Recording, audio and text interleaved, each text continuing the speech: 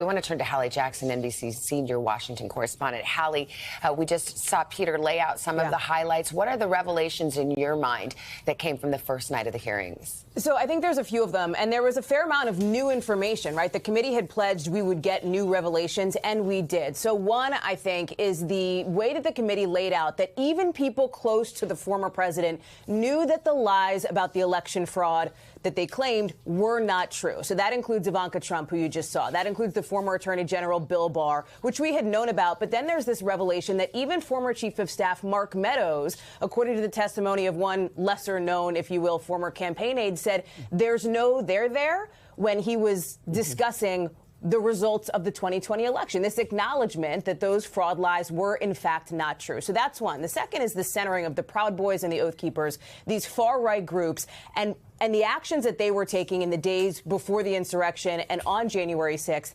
and the connection that the committee is looking to lay out to connect the dots to former President Trump himself. You saw some of that in this montage that the committee played towards the end of the hearing, previewing what else they will lay out, with these members of the Proud Boys talking about how they were inspired to come. They felt like they were taking marching orders from the former president. That's going to be important because that is at the heart of what the committee is seeking to prove, that the former president was at the center of this conspiracy, of this attempted coup, in their words. And then I would say overall, Savannah, the compelling nature of the new video, the audio that we've seen, hearing from Officer Edwards, for example.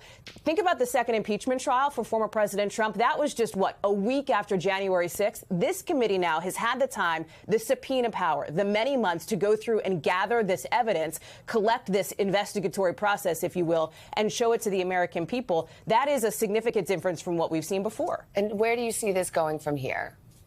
Well, the committee has 6 more hearings, as Congresswoman Liz Cheney has laid out. The next one that we're going to see will focus on these claims of a stolen election. We're going to see them lay out, for example, the fallout inside the Department of Justice, the pressure campaign on former President Mike Pence, and then towards the end of the month, really hone in on the 187 minutes of the riot, the insurrection itself. The question, of course, Savannah, is who's watching? What's the audience? And are people actually taking this in? That's a question we don't have an answer to just yet. The committee hopes to show all Americans that the former president's at the center of this conspiracy. But there is an acknowledgement, I think, even from some Democrats, that people's minds are made up. I spoke with one Democratic member of Congress who said he didn't think this was going to change one single mind for people, didn't think that this was going to impact at all politically the next election, but said this is actually not about the next election. It's the next generation. And the committee, I think, wants to lay out an accurate record of history. This is an historical moment for them, Savannah. That's how they're casting it. Hallie Jackson with what happened last night in the hearing room. Thank you, Hallie. Hey, thanks for watching our YouTube channel. Find your favorite recipes, celebrity interviews, uplifting stories, shop our favorite deals, and so much more with the Today app. Download it now.